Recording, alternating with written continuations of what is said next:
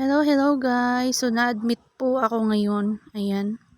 So ang balak lang namin ni kuya ko magpapa-check up lang sana ako. Hindi namin alam na ma-admit pala ako. Ayan. So umuwi muna siya, bumalik muna siya para kumuha ng gamit ko.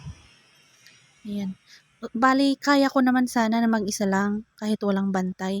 Kaya lang kasi mag-isa ko lang dito sa kwarto.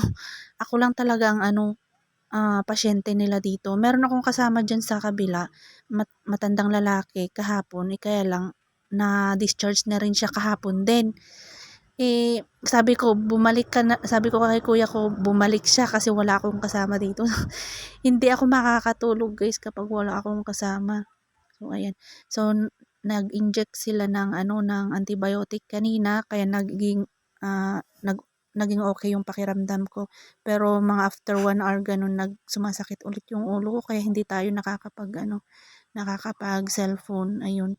So madalang lang ako mag cellphone guys. Pasensya na sa mga So bali kahapon kasi kumain si kuya ko dyan sa labas kanina.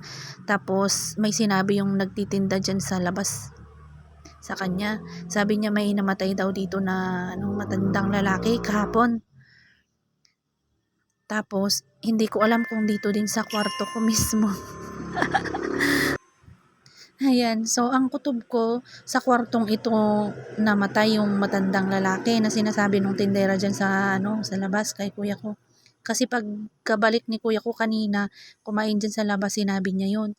Isakto naman nung i-admit na ako, yung lalagyan na ako ng dextrose ng mga nurse kanina, pinag-uusapan nila. Kung tinatanong nung isa kung anong ward ay saang kwarto ako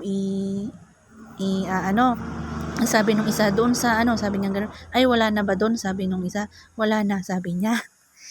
Wala namang walang katao-tao dito sa hospital guys. Ako lang talaga, mag-isa ko lang. Walang ibang na-admit. Kasi dati-dati guys napupuno itong hospital na ito. Kaya lang ewan ko lang kung anong kwan. Pero maganda naman yung service ng mga nurse at doctor dito. Talagang wala lang talagang parang wala nang nagpupunta dito kasi dumediretso na sila doon sa isa. Basta ayaw ko na lang pangalanan ito guys. Ngayon.